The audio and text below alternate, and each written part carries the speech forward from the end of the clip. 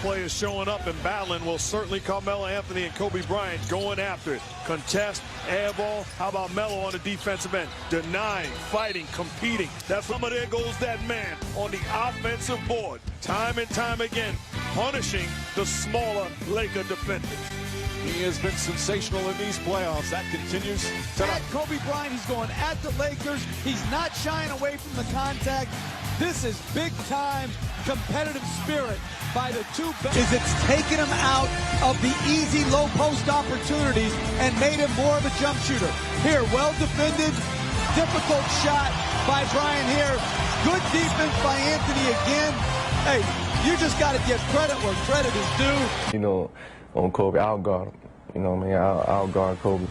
You know, Joe was like, you sure? I was like, yeah, I'm sure, man. Just, you know, put me on. I'm going to make him work. I'm going to try to make all the shots tough. Try to make it hard for him.